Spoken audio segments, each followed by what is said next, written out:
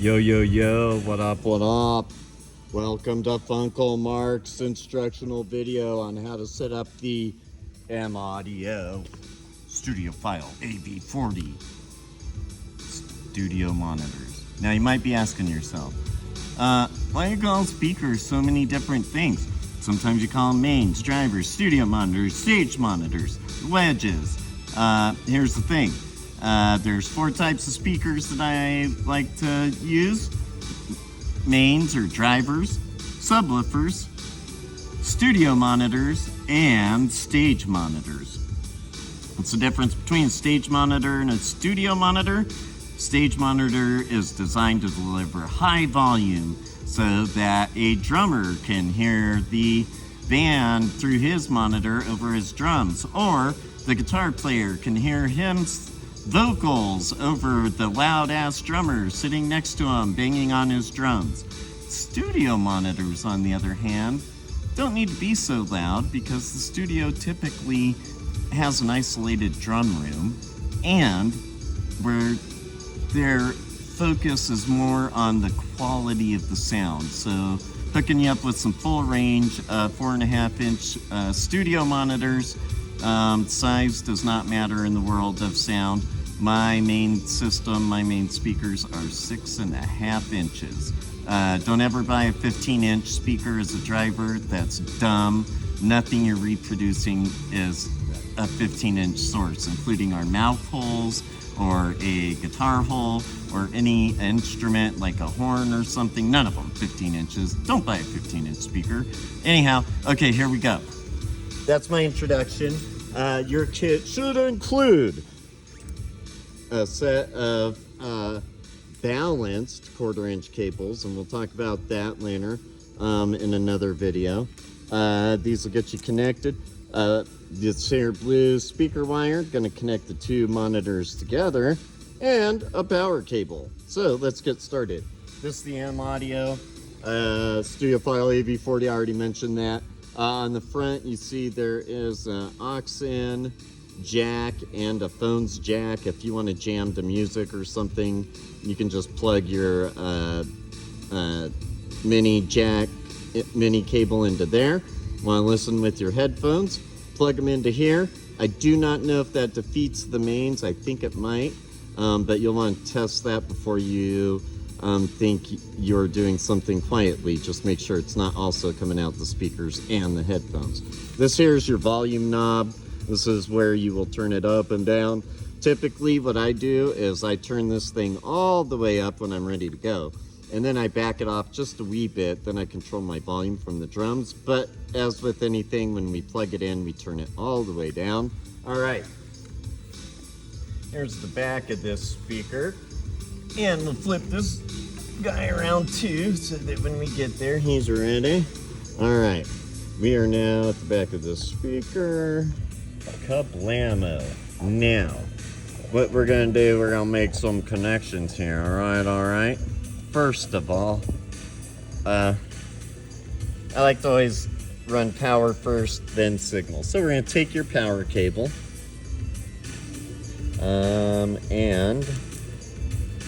take this end right here. See how it's got the 2 things right there, and plug it into here. There's probably one that has like a straight edge on it somewhere, so if I come across that particular cable, I'll hook you up. But I checked this guy out and he works. So you're gonna plug your power in like that. You plug this guy into a power source. For us, it's gonna be this extension cord right here. So we will take this and we're gonna plug it in right there into that guy. Blammo. Next, we're going to connect your cables up to your drums. Okay, my drum kit has a different output than yours, Finley. Yours has 2 1/4-inch outputs. We're gonna take these guys, one of them's labeled L for left and R for right, and you're going to plug them into your drum kit's outputs. So we'll simulate that here, right? So where you are going to plug yours into your drum thing. I am going to plug in what I have been using, which is conveniently located. Not even in there. Okay. So, next. Okay, so plug those into your E-kit. Once you have that done, what you're going to do is take the other side. This is where I need my cable. And it's got to be. I was just using it, you guys. There's power. Here it is. Okay, might be. Sorry about the delay. So now let's pretend you got. I've got my stuff connected like you do with 2/4 inch. Then you're gonna take the other end of your cable, which looks like this. It says left and right. I'm using this cable right here. We know which one's left and right because red is an easy way to remember right. They both begin with R. Black, white, gray, any other color with red, wet. So you'll plug the L of your cable. Coming from your drum machine, you're going to plug the one that says L into this right here, left. And then you're going to plug the one that says R into the one that says R. Now, that gets your drums into this speaker. We got to get to that speaker. You're going to do it with this speaker wire. Here's the thing. You will look closely. You will see that this wire has two wires, actually. One is all blue on the housing going around it. See, that's all blue. The other one is half black, half blue. It's like it's a blue wire with a black stripe or something on it. You want to keep these straight when you're going from speaker to speaker. So, doesn't matter which one you designate red and which one you designate black, as long as you remember. We are going to go with the one with the black stripe, going to be black, and the blue one's going to go to red over here. There we go. Okay, so here's the thing with these. We're going to connect this guy up to the negative terminal, and we're going to make sure we do the black one with the negative terminal on the other speaker. You don't want to get the plastic or rubber part, the insulation of the wire, in there because it's not conductive.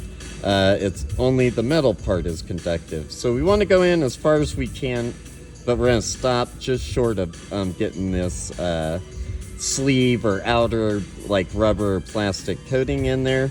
And we're going to do that for both of them. That way, imagine in here are two pieces of metal that are going to just clamp onto this wire, and that's going to conduct the signal for us. So we're going to go like this. We're going to make sure we don't go all the way to where the blue part is, but you also want to make sure it's in there, right? So give it a little tug, make sure it's in there tight. If it's not, just keep trying. You'll get it eventually. Same thing with this bottom one. I have a little bit of wires sticking out there, but not enough to create a short across there. Then what we're going to do, we're going to take the other end and we're going to connect it up to this other guy, which is conveniently located right here. Okay, they are, I do have this one on my right hand side because the other speaker says output to right speaker. Try to keep your lefts and rights in order so that you don't give yourself a headache down the road. Okay, again, which one is negative? That's right, the one with the black stripe. Let's just take care of that guy first. How far in do we go? All the way, except we don't want to put the plastic part in there. How do we know if we have a good connection or not? Well, we give each one, not the whole thing, each one a little tug there, make sure it's connected. All right, now you all connected up, yo. So, the next thing you're gonna do is turn on your drum machine unit. You always want to turn on your stuff that's sending sound before you turn on your speakers.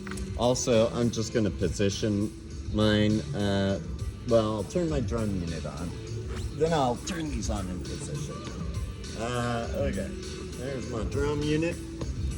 I am now going to flip the on switch here. It is conveniently located. See my new favorite phrase, conveniently located? Right down here. There we go. See, it says power. Kablamo. Now remember, we turned the volume all the way down, so it's cool. We can do that. At this point, your drum unit should be on. Go ahead and turn its volume all the way down. And I'm gonna position mine. You always want your speakers pointing. And look, man, if you got a bar like this in the way, it's totally cool. Turn these off, unplug that guy, run him down here. That way you're not bending cables and they will last a lot longer. You can get 20 years out of the cable if you treat it right. And it's a good cable. Okay, so we are now on. Never put speakers behind you. It's just unnatural. If you ever walk into a building and there's 2 speakers in front of you and 2 of them behind you, dude or gal does not know what she's doing. All right, once you have powered on, everything's good to go, all volumes turned down, you are gonna turn the volume all the way up on your studio monitors right here on the front. I'm gonna rack this thing all the way up. Then we're gonna bring it down just a little bit. Then, like I said, you can, from that point, adjust your volume. Ooh, I didn't turn mine all the way down. Then you can adjust your volume on your drum kit. So, what I'll do is I'll just keep hitting this bass drum and bringing the volume up until I can hear it. Oh, look at that. There we go. All right, that's it, man. These guys will serve you well if they sound distorted or kind of ugly in any way. Just turn your drum unit down and you'll be good to go. When you are ready for bigger and louder speakers, we'll talk about that probably in March, I reckon. But for now, get familiar with these little guys. They're awesome. They have served me well. You will love them. And all right, man, it's Funkle Mark. Peace.